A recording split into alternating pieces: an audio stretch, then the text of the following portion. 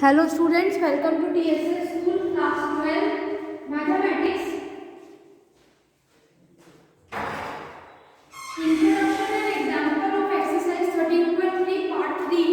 Last examples जो बच रहे हैं students, we are going to discuss those only.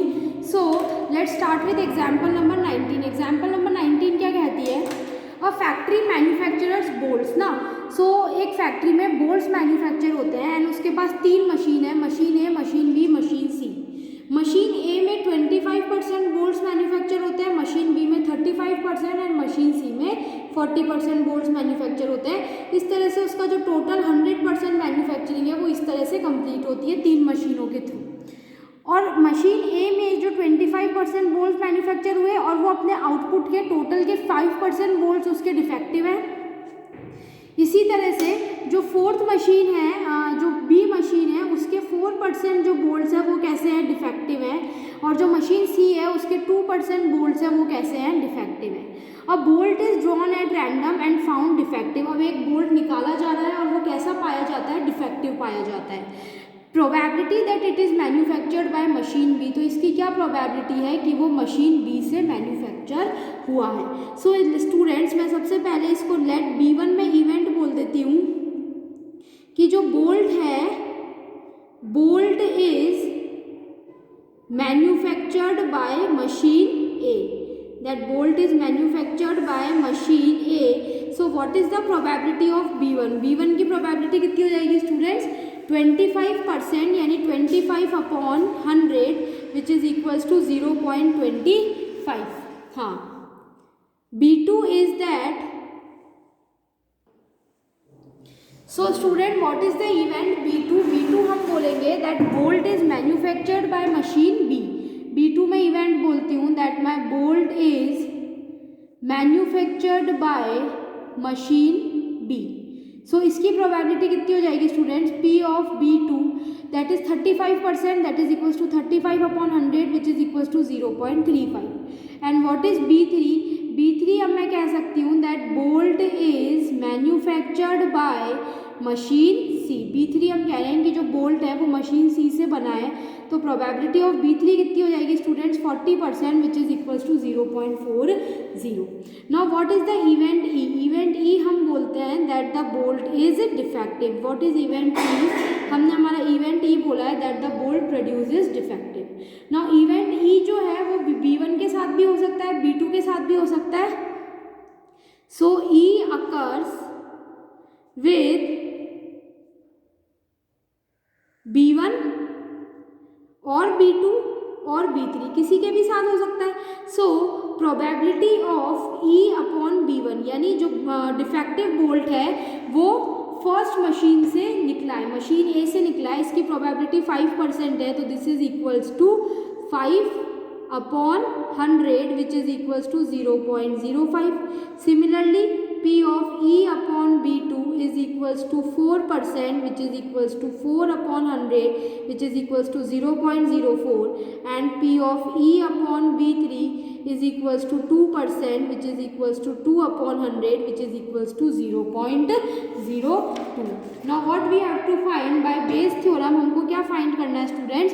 That it is manufactured by machine B. So by Bayes theorem से हमको ये बताना है कि ये जो प्रोड्यूस हुआ है ये मशीन बी से प्रोड्यूस हुआ है. Means we have to find P of B2E which is equals to, तो ये क्या हो जाएगा students? This is equals to P of B2, P of EB2 upon P of B1, P of EB1 plus P of B2, P of EB2 plus P of B3 and P of EB3.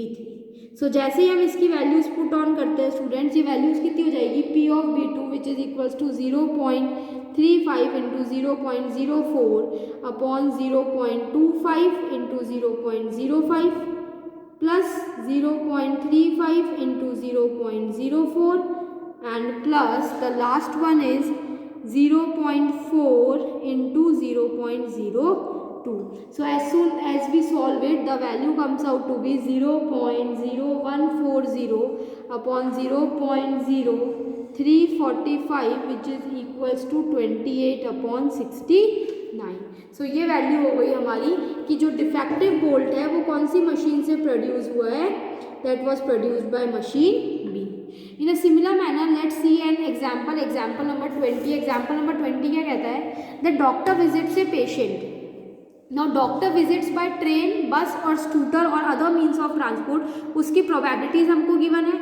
और doctor आने में late हो जाता है by train, that is 1, उसकी probability 1/4 है। बस से आने में लेट होता है, उसकी 1/3 है। स्कूटर से आने में लेट होता है, that is 1/12। And if it come by other means he will never be late, तो उसकी प्रोबेबिलिटी हमारी हो गई 0। Now when he arrives he is late, ये हमको कंफर्म है कि वो जब भी आता है वो क्या हो जाता है स्टूडेंट्स, लेट हो जाता है। तो मैं T1, T2, T3, T4 event बोल देती हूँ। T1 में इवेंट बोल देती हूँ that he comes from train, then P of T1 is equals to 3/10।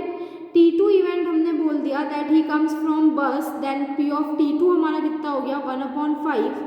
T3 हम बोल देते हैं that he comes from scooter, then my probability of T3 is equals to students 1/10 and my T4 is that he comes from other means of transport, then P of T4 is equals to 2/5.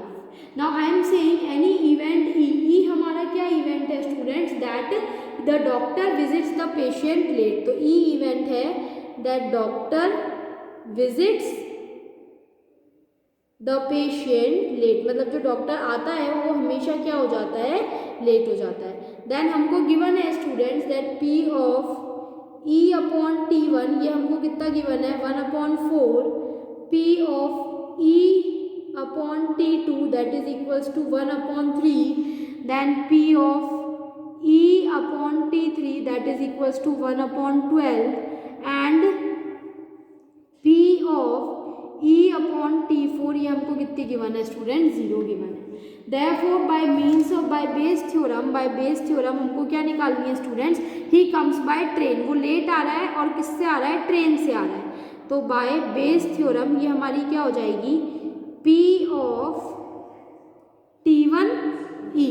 So what is P of T1E, P of T1E हो जाएगी students हमारी P of T1 into P of E/T1 upon P of T1 P of E/T1 and so on. Last में add करते करते last क्या आएगा P of T4 into P of E/T4। यानी यहाँ पे हम first, second, third and fourth जो चारों टर्म्स हैं उन सबको जैसे ही हम ऐड करेंगे और जैसे ही हम इनकी वैल्यूज पुट करते हैं student, it comes out to be 3/10 into 1/4 upon 3/10 into 1/4 plus second is 1/5 and this is 1/3 plus 1/10 into 1/12 plus 2/5 into 0. So this value comes out to be, this is equals to 1/2. So P of T1 upon E अपना कितना हो जाएगा students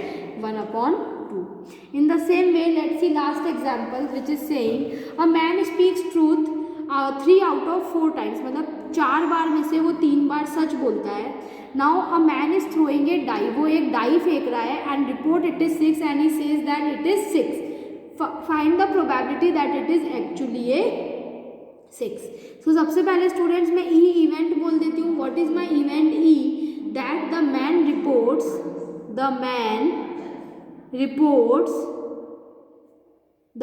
reports 6 occurs in throwing a die, कि एक die को फेंकने में जो 6 आ रहा है मैन उसको रिपोर्ट कर रहा है। Okay, now S1 is the event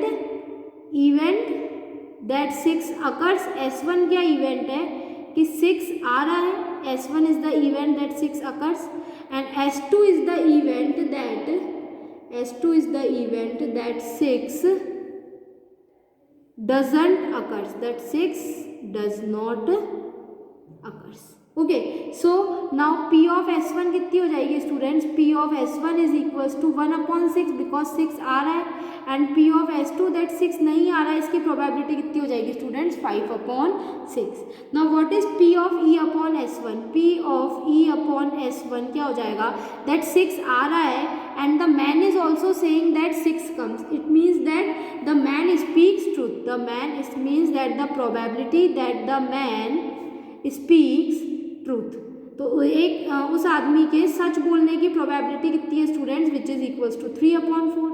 and P of E upon S2 is equals to that the probability that the man reports that 6 occurs when 6 has not actually occurred on the die. जब 6 आया नहीं है लेकिन E क्या है? Man कह रहा है कि 6 आया है.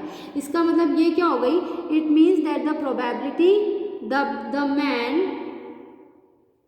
डजंट स्पीक ट्रूथ, कि जो मैन है वो सच नहीं बोल रहा है.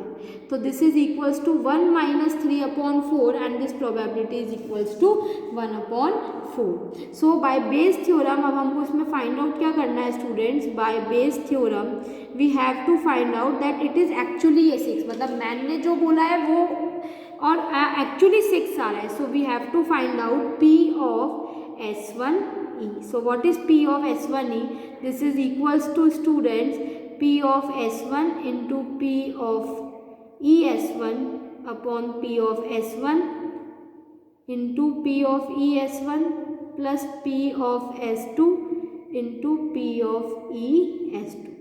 So this comes out to be 1/6 into 3/4, 1/6 into 3/4 plus 5/6 into 1/4, and the value comes out to be 1/8 into 24/8 which is equals to 3/8. So P of S1E की वैल्यू स्टूडेंट्स हमारे पास कितनी आ गई? 3/8. So this completes the examples of base theorems. Based on this, start doing your exercise 13.3. We will continue more exercises in our next lectures. Till then students, thank you.